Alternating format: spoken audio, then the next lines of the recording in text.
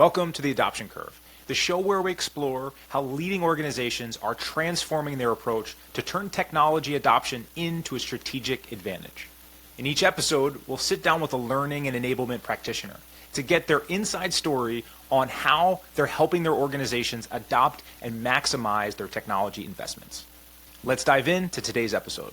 William, welcome to the show. Thank you, Sean. Glad to be here. Going to have fun. Yeah, we appreciate the time here today. By way of introduction, if you don't mind spending a minute or two, just giving us a little bit about your background. Absolutely. I am currently in corporate learning and development, moving around a little bit as to where I land inside the business, but I work at a company called Collibra, and my title is a learning systems manager. That is a culmination of a lifelong experience doing a career around educational technology and systems integration. So when I got into my career in college and higher education, I was running learning management systems, helping faculty use technology in the classroom, writing online courses. And in 2021, I pivoted from higher education and all that background over into the corporate space. And I've been spending my time now building a lot of compliance courses and delivering them, but also, enablement and training across the business for everything from leadership skills to practical, like engineering, kind of coding, on hand stuff like that. Worked across a number of different vendors like LinkedIn Learning and Open Sesame and stuff, but also build all the materials myself. I think in our compliance cycle, there's about 20 courses that I made from scratch that go out. And through all of the process, really, I think my skills end up being like a little bit of that mix of the technical and the developer side, alongside the people and the social practical side of like pretty good people manager or project manager, pretty good at keeping people together and kind of getting the collaborators in the room to make sure we can deliver a successful project. So, it's one of those things that was built in and set up in higher education where it's faculty and students, but I've kept that going. And now I work with vice presidents and directors and making sure we get all that content delivered out to our employees. And very recently, actually changing now, I'm going to be working with customers, delivering that same kind of learning to customers, but that's a brand new career change for me. So I'm excited for a new audience and to learn a little bit about, not only taking the andragogy and the adult education principles I've been using for all these years, but now looking at it from the lens of thousands and thousands and thousands of customers where I've had a much smaller scope with our employees previously. I love that. Yeah, it's one of the interesting things I've always found about your background. And I know we go back a couple of years here working on a number of projects together. And I've always found your insights coming from the higher ed space and sort of your formalized education in learning theory, learning design, the structure and experiences that one might get as a learner, how we structure these things together. You come at it from definitely having the technical chops, but making it very achievable and digestible for bozos like myself who don't have the ability to think in those ways. So you do a great job of sort of translating in that space and being a liaison. Yeah. So I think to start, one of the things I wanted to kind of like set the tone on was moreover on these differences between something like higher ed or just the education space and schools and EDU and the corporate world, right? You've sat in both seats. Obviously, they're widely different. Would love to know, just as you're thinking of a broad client education, rolling out these concepts, what are some of the differences that you've seen, just starting there? I mean, the very first thing that struck me transitioning over to corporate from higher education is a lack of a sense of seasons, right?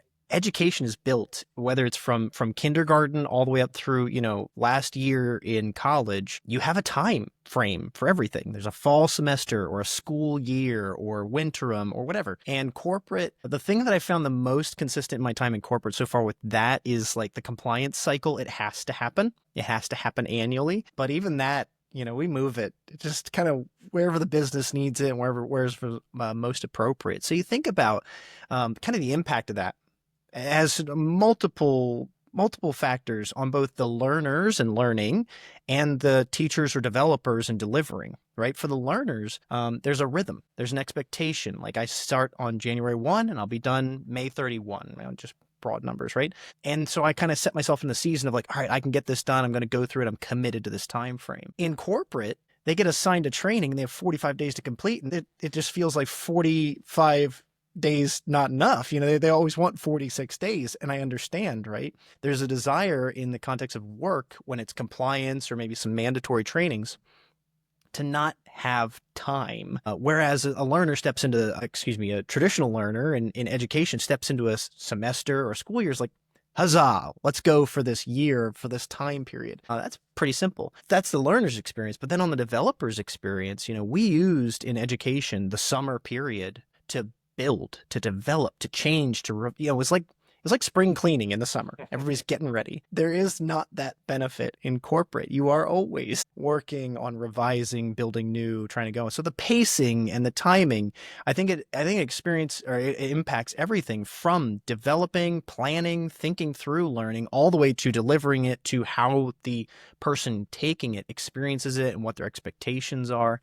I mean, it's one simple little word, time, and yet it has such a significant impact on the entire process, and makes an ocean of difference between the spaces, because in higher education, the other part of it is programs are planned at least 4 years in advance. If you have somebody coming in as a first-year student in a higher education course, the expectation is that that course and that program will culminate in 4 years. And so they have to have all of the curricula at least outlined. They may not have all the faculty and all that stuff. I've experienced plenty of those issues. But my experience in corporate is that is not the case. I've been lucky that if we've got a year where we're planned ahead and we're this is the 2025 effort and initiative, sometimes it's month to month or quarter to quarter that things are changing, and you got to be ready. Yeah, leading question there, because I do find kind of challenging some of these concepts that we adhere to when we think of just about the concept of work and how we structure ourselves, how you're positioned for that 12 years of schooling and 4 years of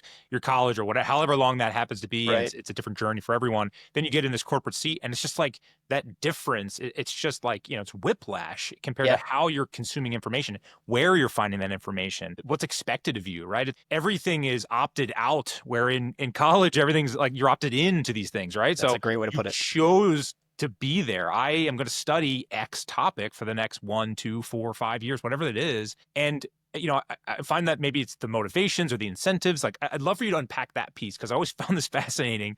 In the corporate world, it's like you got to jam in learning and education somewhere, because I got a job to do, and if I don't produce, I don't get paid, right? So, it's just a different model. Well, and to speak to what I would hope for as an ideal, again, I'm not speaking on behalf of the day job necessarily, but what I would hope as an ideal, right, is that we have the opportunity to identify role by role a learning path, the expected goals to be successful where you are, and the expected goals to be able to grow in your position. Right. And sometimes I think we all naturally grow our skills just through practice. The more emails I send on X topic, the more courses I build on something, I get better at doing it just from the repetition of task. Right.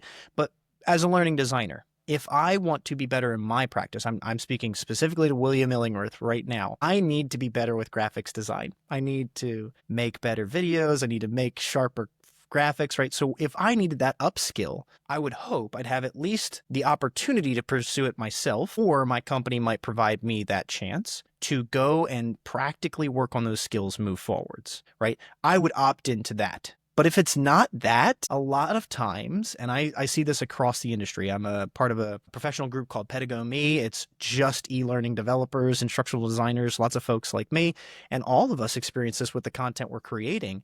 It's like, make this course on goal setting. Okay, why? What is the value in having this course on goal setting? Are we not hitting ROIs? Are we not closing tickets on time? Is there some measurement that we're missing? No, it's a good thing. It's a good thing that we all would be good at setting goals. Okay, William Illingworth is not interested. William Illingworth does not want to take that course. So how do you get me involved? How do you motivate me to do it? I would hope we could tie things like this, again, speaking to the ideal world, tie these things to not necessarily incentives. It's great if I can make 50 extra bucks if I could do XYZ skill or something, right? If there's an A for B. But more specifically, if you could identify, okay, William is trying to do these things and this is the work he's capable of doing, let us motivate him to develop his ability with graphics design, video development in a way that will put him up for promotion or give him more responsibilities or allow him to lead projects he wasn't previously capable of doing. Those are those things I want to see tied to. And to be honest, Sean, it's a wicked problem, because if you have a company of 1,000 people, there's 1,000 opportunities. And a lot of companies these days in tech, think of Meta, you think of Amazon, Alphabet. These people have numbers I can't even, 20s, 30s, 40,000, 100,000 employees. That's a wicked problem. To solve the learning and development need to motivate your learner, It's almost impossible. So it makes sense when companies fall back on the let's do a goal setting course, let's make a leadership course, let's help them with project management. Like these could be very valuable to some people, but it wouldn't motivate William Illingworth. So how do we get that? How do we enable that? These are good questions to drive towards. And I think some directors do it, and learning and development directors or VPs of those teams do it, but it's expensive. It's a big cost to tailor that learning and to develop people by, person by person. Yeah, we talk a lot about first principles and the concept of like, how do we cut through what the initial ask was or what the corporate mandate came down the food chain to, and like, what are we actually getting to? Yeah. So to maybe your graphic design need, like as you start pulling the thread a bit of that, you start to get to like what the core motivation is for some of these things.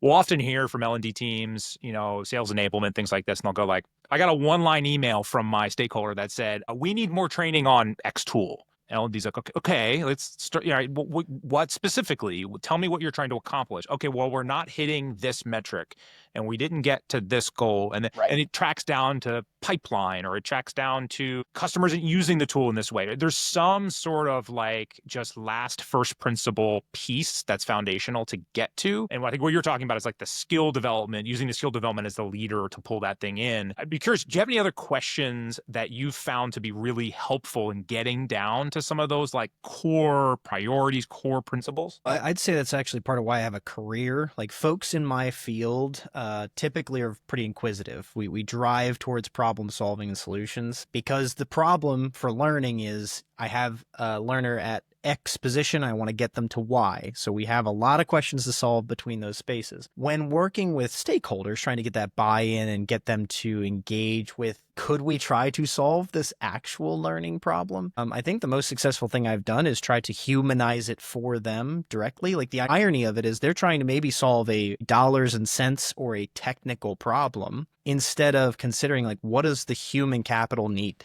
What is the human capital capable of doing? So it's like director comes to me. I'll use a kind of a persona-based conversation here. The director comes to me and says, I need you to build these 10 courses. My response is, why? What do we need to accomplish with these 10 courses? Well, this is the outline. Run with it.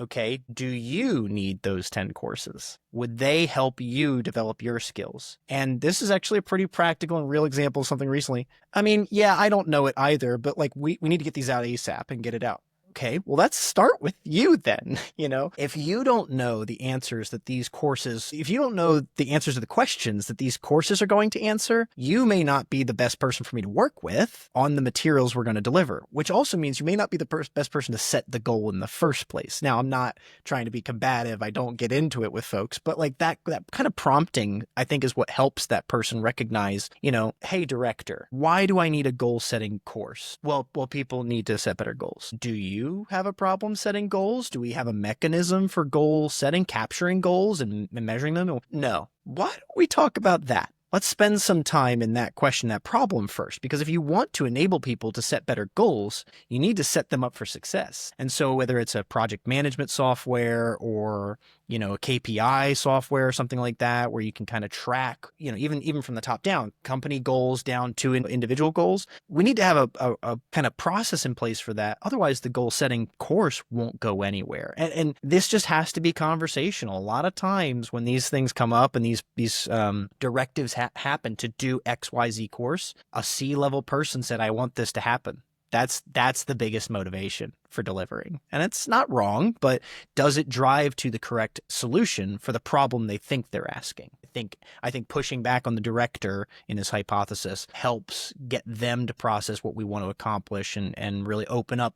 Unfortunately, it's just more questions at that point. Are we going to drive towards the correct answer as a result of them? I think that behavior, when someone, as the stakeholder, the one asking or requesting, they get used to, okay, well, I'm not going to get away with just a one Slack message to get the deliverable that I want. You start to kind of like get their behavior to change on how they're going to frame up what their request is. And maybe through that question process and having the patience on the L&D and enablement side to go through the throes of getting them down to what the actual need is, it helps to change that narrative a bit. And that's one of the things that we talk about a lot is this concept of trying to stay as a stalwart on like, here is how we're going to ask those questions and go through this ad nauseum, so that when someone comes in, they're like, oh, look, I already answered the first 5. I know what you're going to ask me. Here's why, that kind of thing. So we can get deeper down the train. On that point, briefly, I've been in a number of different teams where that is more or less formalized. And so in the teams where that intake or the like a design blueprint, let's put it in this language, right? A design blueprint for a course. On teams where that's formalized and we know that, let's say 25 items we need to start making a course, those are the high productivity teams. These are the teams that are doing 100 courses in a year. Brand new, because they have a formal method to ask all of those questions. And, it really takes, I don't always like to go for pop culture references, but it really takes kind of a Hodor from Game of Thrones, somebody who will hold the door with that blueprint to make it even more valuable, because you can ask the 25 questions, but if they don't answer them, or if they don't answer them sufficiently, or if they answer them but still expect you to act immediately, like the expectation setting is critical there. You need that kind of intake process, and then someone saying you will not get a course until, but if you complete all 25 steps, and sometimes for sake of a course, it could be tons more than that, it could be 100 data points, right?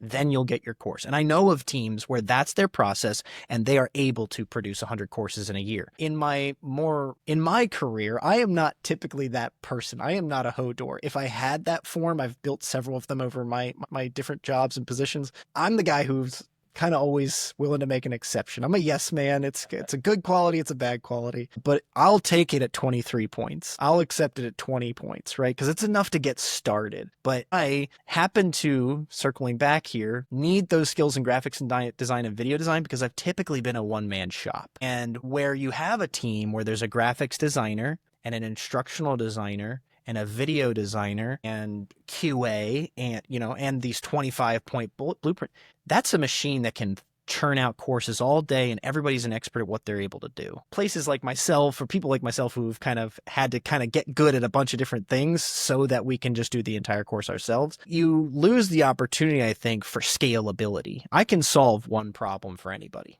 but without those processes in place, I can't scale up to make 100 courses in a year.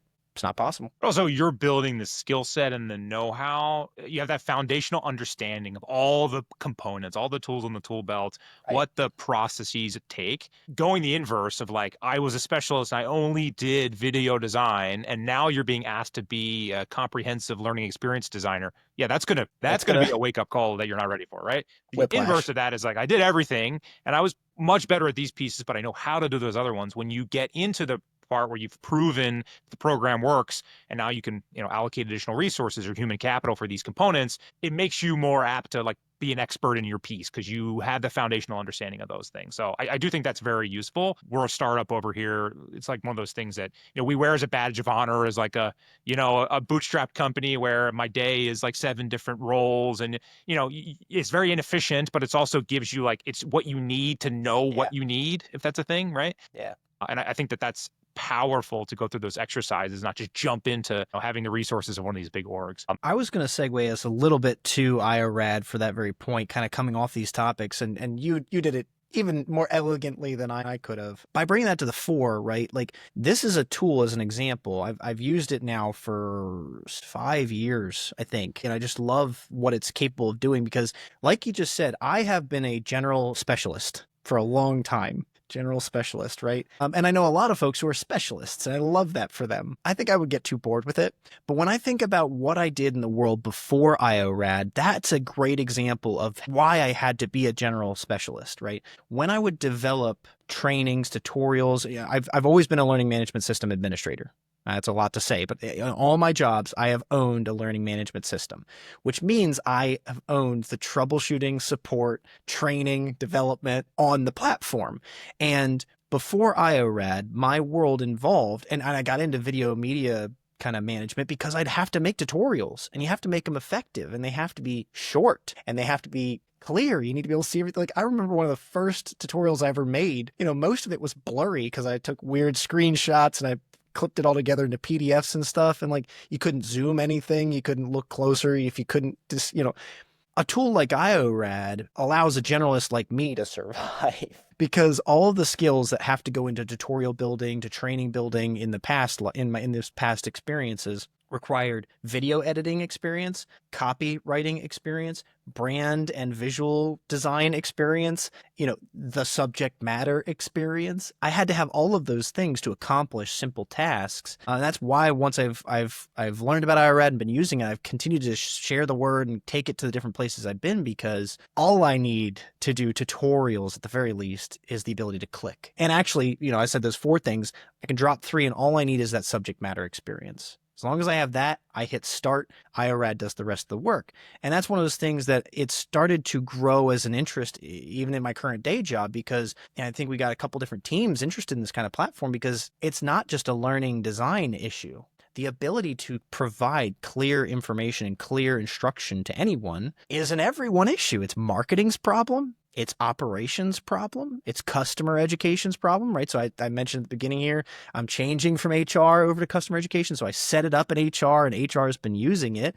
And now I'm in customer education and I'm finding out they've been using it as well, which is a great thing, because our customers are getting to see not only live recorded video or using our platform and stuff, but step-by-step instruction with the beautiful IRAD movements that kind of work them through exactly what they need to accomplish in discrete action, right? Step by step. I think that's critical. Tying this all together with a bow, though, it's been useful for me. I've pulled it through in my career, and that's helped me kind of reduce effort in accomplishing tasks. But I think it ties into what that director's asking me when it comes to this bigger picture of learning and how do we deliver it, and what's the goal, and what do we draw.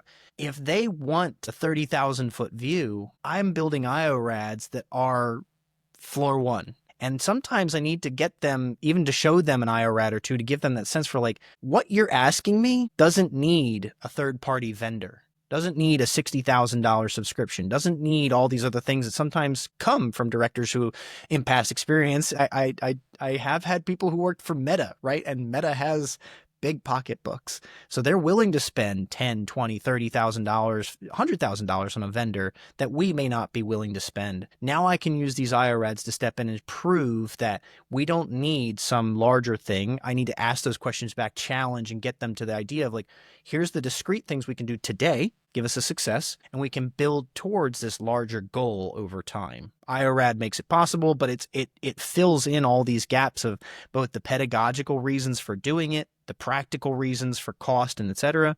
We've got this nice little spot in the middle. Beautifully said. That's one hell of a commercial that we just didn't have to pay for. So I appreciate that. Not trying. It's a real development of what I've experienced and why I'm able to be who I am today as a professional, because and you and I were talking beforehand, but I know a lot of the work I'm doing right now, my day-to-day, revolves around AI. It's the same thing. If it's not IORAD or a tool like that, it's AI trying to solve this problem of efficiency. I am one person.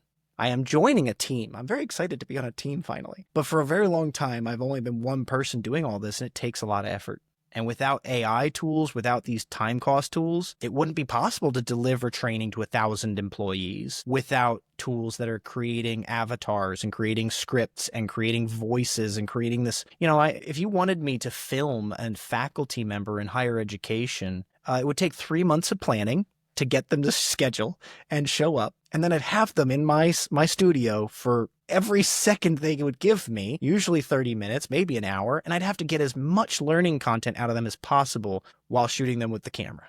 And then once they're out, if I miss something, it's going to take another month and a half to get that content done again. I've been doing more videos in a week's time than I did in my career before using AI today, because we can build it with a script. We can build it with text and not have to rely on the subject matter expert being present to create the content. Efficiencies are everywhere. Sorry, I've derailed us, but that's a little bit of what's like the real day-to-day of making this happen. No, that's beautiful. I mean, that's really, an interesting perspective on the AI piece, because I think just in general, if you look at the ethos of just how we've designed our company just by our nature, and I think where you see a lot of flaws that go on. The world is a big place. There's a lot of optionality out there. I think a lot of this comes to like, what can we do? And it just swells to this, all the potential things we can do. And like one of the things that, Sandeep and who's the founder of our company and a few others, it's like, what can't we do? Like he's in the business of like,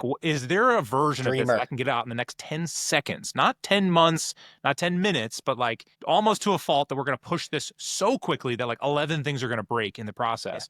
Yeah. But the exercise of going through this is like, I think people overthink simple as being not powerful enough, right? And there's like a ton of power in the simplicity. And so we often see this one-person teams up to enormous companies where it's like, yeah, the simple tutorial on like how to reset your password, it gets viewed 10,000 times inside the wiki because like it is actually the most effective thing to get that one thing done, which leads to less tickets, which leads to blah, blah, blah. And you go up this value chain until you realize it was like a $20,000 a year problem that you didn't know because you tried to overcomplicate it with all this additional stuff, right? So it's not the answer for everything, but the exercise of going through the throes to think about like what's simple and then building on the simple pieces versus let's build this ungodly, automated process. I mean, I'm sure you see this with LMSs, right? Like how complex this could be. And you build yourself a ball of yarn that every morning you have to check and figure out how to undo. And so, I think that that's really like a big problem that we have because the ubiquitousness of tech, like it's everywhere. I'm sure you see this. That ball of yarn's been my week, right? Every day I'm just kind of looking at the LMS. Dang it. All right, pull. Like you got to see what comes out. But I love you driving to this point of principle, or excuse me, to simplicity as a principle, because in education, higher education, my experience, we do have to ship a complete course. I have experienced times where we shipped like 3 or 4 weeks at a time, but the goal is a course doesn't launch unless the 16 weeks that the semester takes will be ready. And it makes sense. It really does make sense. It gives the learner the most opportunity to understand the full goal. If you don't have the end of the course planned, the learner cannot have a sense of where they're going or what they're trying to learn. You want to give them a course on the impact of visual media in the 20th century on just trying to think niche course, right? You have to have something you're trying to get them to. You're trying to tell them or prove to them that course is going to show that the culture of the 20th century changed family relationships through movies. You have to make that point, and the end of the course has to be there to accomplish it. So in education, we need that full unit from planning through to delivery. My experience in corporate is there's still room for that. We still do I can think of some manager programs I've worked on where we wanted to have, let's say 5 pillars, and you need to have at least a good sense of which of the 5 pillars are going to be what, and then you can kind of start rolling out pillar by pillar maybe. But other than that, a lot of my work in corporate is spent with that simple and or discrete solution. And I'm going to use it kind of as a good example, bad example. If I need people to be better at goal setting, let's get them a 15-minute video on goal setting. We don't need to make a parade for this necessarily. Do I need my users to reduce tickets and stay in the platform longer? Okay.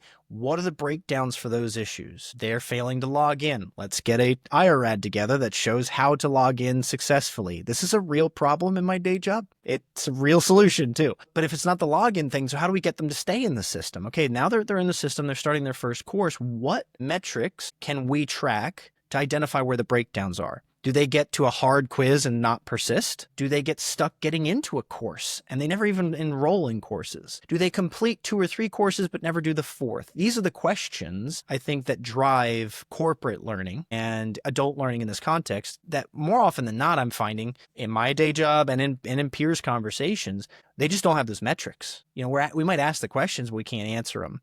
And so the best thing we can try to do is, all right, let's Band-Aid one at a time. Let's get that IRAD out there for the forgotten passwords. Cool, done. Next thing is, okay, can I intervene when they start courses? Can I put something up at the beginning of a course instead of just dropping them into the materials? Can I give them something to spend time with that either sets the expectation on how to do the interaction, hopefully reducing barriers along the learning process? Sometimes that's as simple. I'll play this whole example out for a second. Sometimes it's as simple as making sure the learners know how to close the learning module.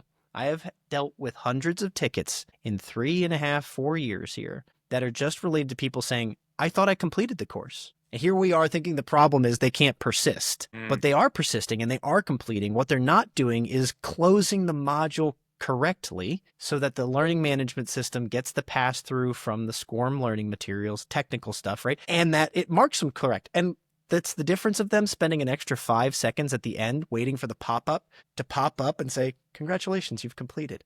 If they just wait, they'd see it and they'd be good. But we can solve some of these problems if we take the time, ask the question. Sometimes we need to make some of those complex integrations so we can get the metrics you're pointing to, but it's a neither here nor there. We just got to, I think, stay flexible and really, I think, like you said, get to those simple things because you can solve big problems like persistence, motivation, lack of former knowledge, right? Sometimes that's a big thing with customer education. They come in, they're ready to take an exam. No, you're not. You need tons of learning before you take that exam. These are the things we just need to be able to ask the questions about and check for as early as possible. Then we're going to turn to IORAD. Then we're going to turn to our learning management system. Then we're going to turn to our experts in learning and start to solve those problems. Yeah, the methodology and the strategy heading into these things, I think that often does get blurred between like, we need this outcome or this objective, and it gets, or we're measuring, we're seeing this metric, and that definitely means this without like thinking holistically 360 around those things. I was thinking of the meme of the the two containers of tennis balls, and the one saying like, there was a bunch of tennis balls cut in half, and it goes, look, if I cut these all in half, I can fit so many more tennis balls. And it's like, if that is the only metric you're going by, then technically you have more tennis balls in the box. You cut them in half. Are they unusable? Yes. Is it checking the correct box? No, but you did check a box, right? Like some of these things. My dog might be very excited. Right, exactly. And a lot maybe of the dog balls wanted to cut them in half themselves, right? So all these things that were like using measurement as the central guide without understanding, again, first principle down to like, what are we solving for? And it's amazing how many of those things tend to be quite simple or simple things stacked onto each other that we overcomplicate. So I love that concept overall. I wanted to kind of transition here. I know it's, call this the adoption curve. We want to talk about the concept of adoption just with course material in general. One of the things I'm always curious about is like, how as an L&D org or professional, do you think about the referenceability of that material? I find very often corporate structure is like, the learning was just a moment. Like I learn when I'm onboarding. It was just like a ridiculous concept. And then I don't ever learn again until I quit that job, right? It's like, you're going to want to reference that material if it's good, like a bunch of times. How do you think about that? Especially when we talk about like process improvements, how-tos, things that you're not just like consuming once and they're just like now in your brain. Yeah, it's actually a problem we're trying to solve imminently at the day job, but it's something that I wrestle with on the podcast. I wrestle with my personal life. You've met Josh before, my co-host. Josh is a good example of this where he uses Notion, wonderful tool. He puts every thought in there, every task, every due date, from game night to his job to groceries. Like it's all in Notion. And so he can do what you're saying. Instead of knowing the information or knowing where the information is, he turns to Notion and asks it, what did I order on my groceries in March of 2024? He can get that answer. We are trying to solve that in the day job, and specifically, it would have impact on the learning environment through AI, right? So we're all getting more and more familiar. I think we all know Gen AI anymore, generative AI. The idea of that being it creates something for us. I've been getting more and more familiar recently with RAG, which is retrieval augmented generation. So it's still generation is the concept, like the LLM, the AI in the background is calling information forward. But RAG, the point in this one is to get information into your hands as quickly as possible. This is not new. We've been Googling things for 3 decades, right? But when you hit Google previously, it's just kind of doing a pretty quick keyword scan. RAG should be able to do not only keywords, but keywords, and using practically a thesaurus, and it becomes more and more informed on what actually is in its corpus of information to give you better responses. We are trying to drive towards that both in the day job for like overall company productivity and solutions, but like when you think about the day-to-day of Do I need to know my groceries from 2024? Not necessarily, unless I don't want to spend time ordering groceries anymore. And I need to make a list and or a database of information that if I were to ask something to give me my grocery list for the week, it would be able to refer to the second week of March in 2024 and see these things. And then maybe I've trained this little AI system to know that my allergies have changed. And so it drops a few things and pull things out for me. Basic example with groceries, because you can think about that when it comes to skills-based learning in learning and development. This is something that I've consistently been on projects for, and we've always been trying to improve. My day job, our company does have kind of some ideas around what the skills are for certain jobs and job roles.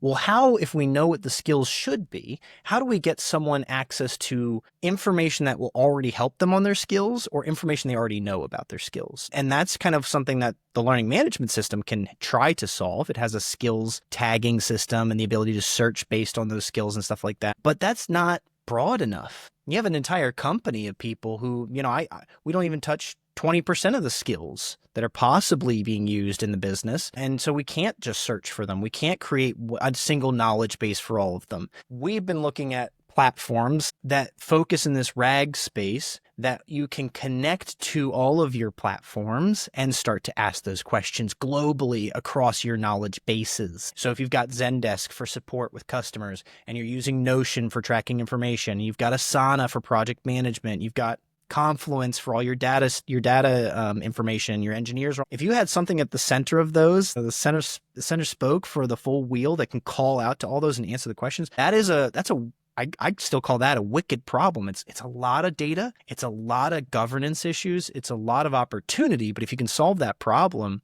you could give any employee access to the answers to any question that the business has relevance to. And to me, if you can create that tool, great. If you go and purchase one of the vendors who are kind of spinning up in that space, even better. But now you can start to organize your learning information to solve these problems that you're asking for. Because I don't know what John needs. I don't know what Amir's working on. I don't know if Ankur has the tools he needs access to. But if we can get people into something that lets them check and ask, the biggest thing I've actually already started to push on some of these vendors we're talking to on this subject is, are you also tracking the questions that they can't answer? Because one of those things is great. If I have the answers for Ankur, awesome. If I don't, who gets to know that? So if Ankur asks a question that the AI can't answer or doesn't have the best answer for, do we have feedback loops in place to kind of support that and allow us on the learning and development side to go build stuff or get stuff that can deliver to Ankur? It is its own ball of yarn here. Hopefully it's not too jumbled for you, but I'm seeing this kind of RAG opportunity as a solution towards 21st century learning and development because we won't know what everyone needs.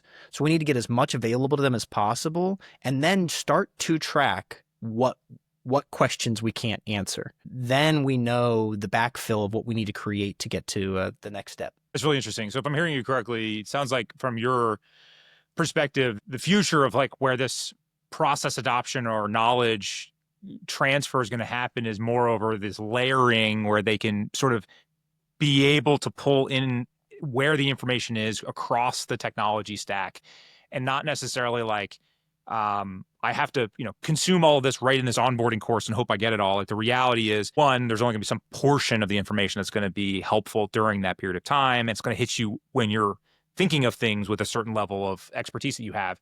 But you're saying the future is really at this fingertip level extraction of information, sort of regardless of where you are or what platform it's in. Yeah. And my onboarding then would be, welcome to the company. Here's where you get your HR policies. Sign all these things, please. Here's the learning system. Here's the RAG bot and how it works. In one sense, I wouldn't want to spend too much time onboarding anymore. I need to get the information in their hands. And a tool like this is this idea of an AI assistant or an AI agent. That's the tool that is capable of putting that information right at their fingertips at the click of a button. I'm now working with support desks and stuff like that, like Zendesk and other tools, vendors I use, where I can go to the help area, start to ask a question, and it starts answering it. Not just pushing me to the article, but it starts answering it in plain term. I just noticed it this week. It's for the first time I've been seeing it with this one tool. I'm excited. I want this to happen with all of my vendors because if I'm going to find information about tools, imagine folks who just want to know, how does CSS work with div containers in HTML5? If you've got that specific technical coding question, just answer it.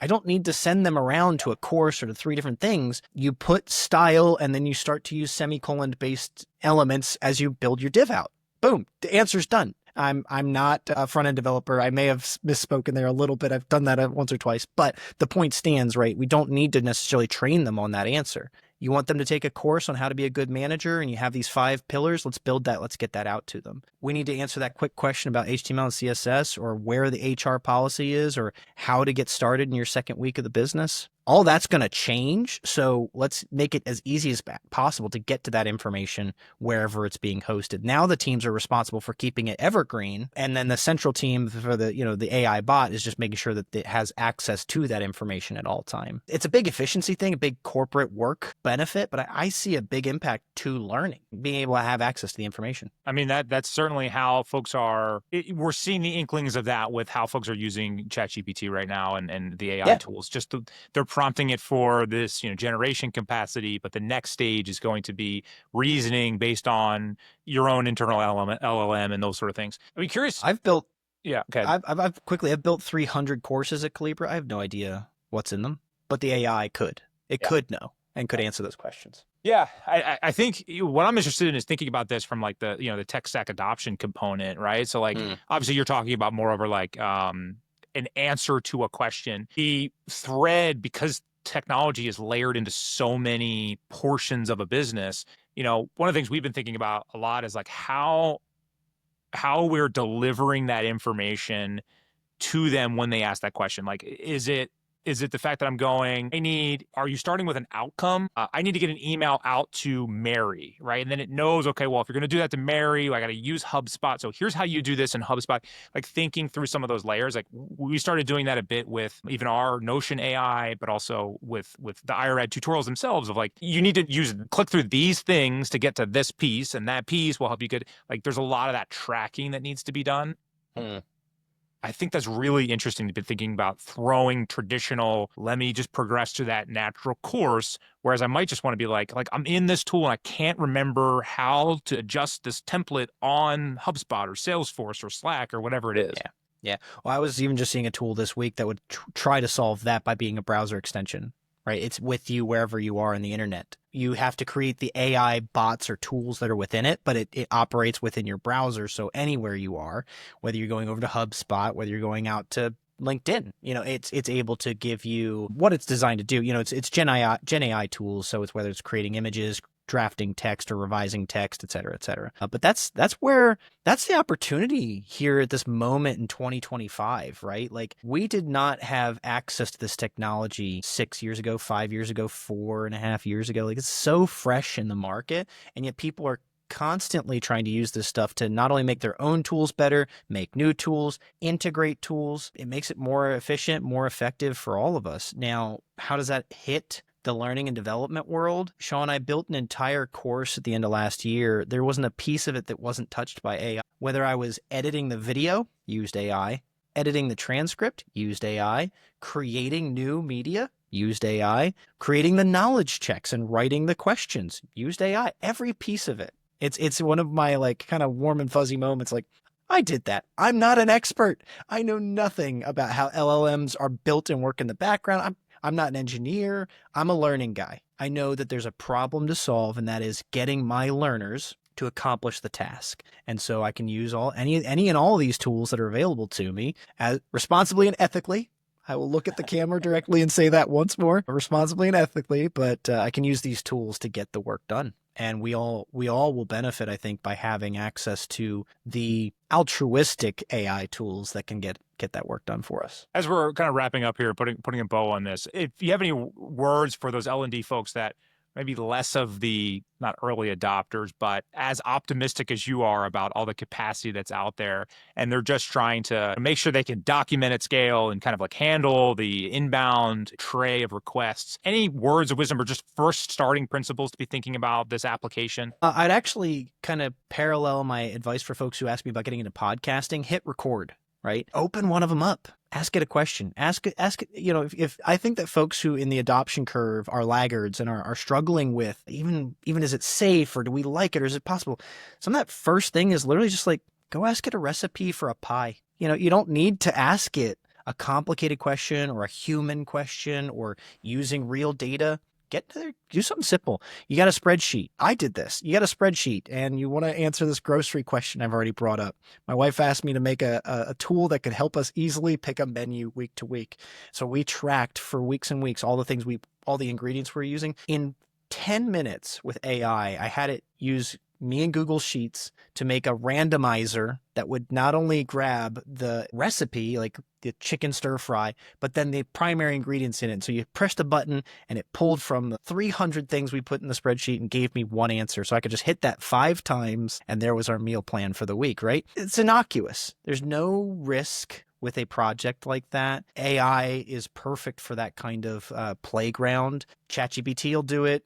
Claude, Mistral, et cetera, just go try them. And I'd say don't be afraid of it. Why I bring it back to that podcast point is because most people are so scared of what their podcast is going to be that they don't spend time creating it. And if you hit record, I bet you're going to find out what that podcast is. And that principle, I think, stands here for AI. You're going to find out how useful it can be for who you are and the work you do based on giving it a shot. It's fantastic. William, you gave us some really good concepts around just, what's possible here, maybe with AI, maybe where the future is going with some of these things. Any closing thoughts on just, our existing programs, best practices or tips around? We talk a lot about specifically tech stack adoption. I know you've done like weekly all hands and tips and tricks. Before we get into like anything new we're building with AI, just like managing and utilizing the stuff that we've already built, do you have any other principles or best practices that come to mind there?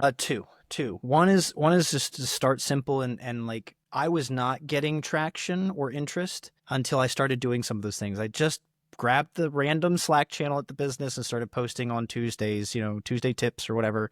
And it caught attention. So suddenly I was promoting best practices and all hands calls and things like that because leaders saw that it was getting response and it was helping people. And I was just doing things as simple as productivity tips like Control C and Control V are great, but did you know you can hit Windows V and see your entire clipboard?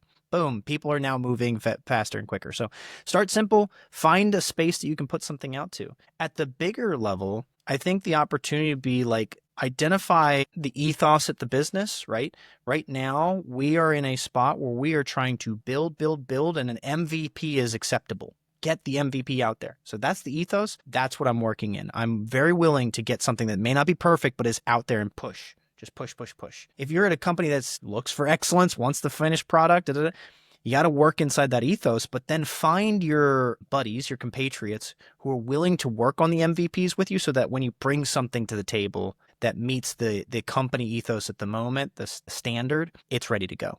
You gotta fail. I liked what you mentioned before about Sun. Like, he's not scared to try something. That's about failing forward, failing fast. AI will be different tomorrow. So if that's the thing we're trying to work with and adopt and implement into L&D, that's what you got to dig into. You got to be ready to try it. That's beautiful. I really like that concept of, aligning yourself with your organization's ethos. Right. Because you might have an opinion on things, but at the end of the day, if you don't align, that's where trouble comes in and finding folks to help prop that up. I think that's very well said. Yeah, this is excellent, William. I appreciate the time here. Thank you for sharing some of your thoughts and experiences. If folks want to find more about you, where's the best place to do that? Welcome to search my name on LinkedIn. I'm not going to put out a link or anything, but if you're interested in this kind of conversation and like what I'm thinking through in AI and all that and more, be my high tech podcast. That's hightechpod.us is the website. This is great. We'll link to all that in there. William and Josh are great. They do a really good job on their show and share a lot of these types of conversations. So highly recommend checking that out. But William, thanks again. Appreciate this. Thank you, Sean. Thanks for listening to this episode of The Adoption Curve. If you've enjoyed today's conversation and want more content like this, I highly recommend subscribing to our newsletter where we break down insights, frameworks, and templates from our guests on each show. To access, go to iorad.com/newsletter. Also, make sure you subscribe to our show wherever you get your podcasts so you never miss an episode. If you could, we'd also love it if you could leave us a 5-star review if you enjoyed and got value out of today's conversation. The Adoption Curve is produced by iORAD, the tool that helps thousands of companies make interactive tutorials in seconds. They're shareable in all the tools you use every day. We'll see you on the next episode.